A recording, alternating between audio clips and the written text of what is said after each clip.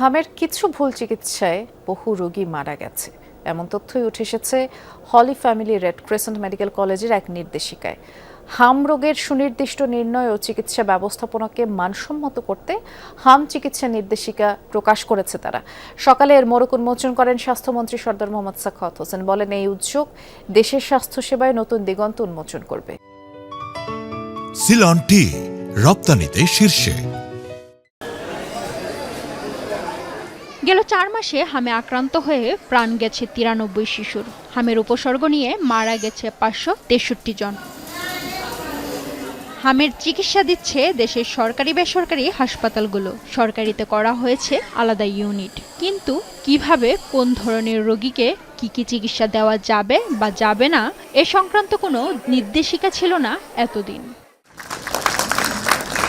এবার Holy Family Red Crescent Medical College প্রকাশ করল একটি গাইডলাইন। 14টি ক্লিনিক্যাল মডিউল নিয়ে করা 50 পৃষ্ঠার এ নির্দেশিকায় উঠে এসেছে হামজনিত নিউমোনিয়ায় কর্টিকোস্টেরয়েড ব্যবহার না করা, চোখের জটিলতায় স্টেরয়েড ড্রপ পরিহার এবং গুরুতর পানি শূন্যতায় শুধুমাত্র ডেক্টুস্যালাইন ব্যবহার না করার পরামর্শ। নির্দেশিকায় বলা হয়েছে বিভিন্ন স্বাস্থ্যকেন্দ্রের এসব ভুল অতীতে বহু রোগীর জীবনহানির কারণ হয়েছে। এই নির্দেশিকাকে জাতীয় হাম চিকিৎসা প্রোটোকল হিসেবে গ্রহণের আহ্বান জানায় হাসপাতাল কর্তৃপক্ষ। একই সঙ্গে হাসপাতাল স্বীকৃতি প্রক্রিয়ায় আইসোলেশন কক্ষ ও সংক্রমণ নিয়ন্ত্রণ মানদণ্ড বাধ্যতামূলক করার সুপারিশও করা হয়েছে।